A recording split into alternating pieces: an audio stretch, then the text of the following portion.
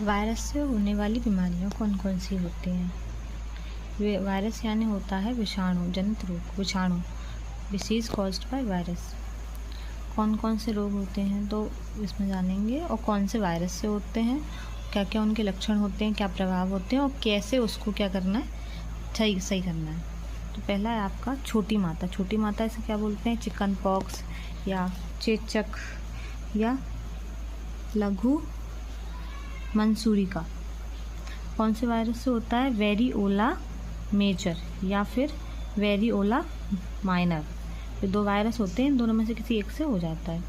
इसके लक्षण क्या हैं? देखो, मतलब बुखार के 10 से 14 दिनों के बारे में इसके लक्षण प्रकट होते हैं। मतलब 10 से 14 दिन बुखार रहता है, उसके बाद इसमें समझ में आता है कि मतलब क्या है, छोटी माता है। तेज बुखार होना, सिर दर्द होना, शरीर पर चकत्ते एवं फोफले यानी कि फुंसी होना, उल्टी, थकान आदि, ये इसके क्या है, सिम्टम्स है। ये इससे पता चलता है क्या है, छोटी माता हुई है, यानी कि चिकन पॉक्स हुआ है। इसको कैसे सही करना है, मतलब क्या ट्रीटमेंट करनी चाहिए? तो इसका प्रभावी उपचार नहीं है, मतलब इसका कोई एक टैबलेट नहीं है जो अपन उसको खिला दो तो सही हो जाएगा।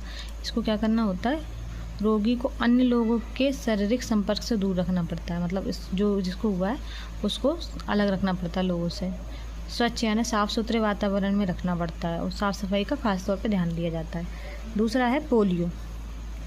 पोलियो का नाम है, और भी दूसरे नाम से जाने हैं, पोलियोमाइलाइटिस और इन्फेंटाइल पैरालाइसिस इस नाम से जानते हैं। पोलियो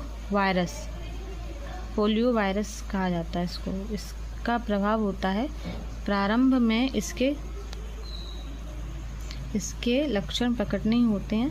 पोलियो विषाणु प्रवृत्ति की चालक तंत्रिकाओं में प्रवेश करके मज्जू कोशिका और मस्तिष्क स्टेम आदि कोशिकाओं को नष्ट कर देता है, यानी कि जो सिग्नल्स होते हैं वो हमारे बॉडी के किसी एक पार्ट से ख़त्म कर देता है।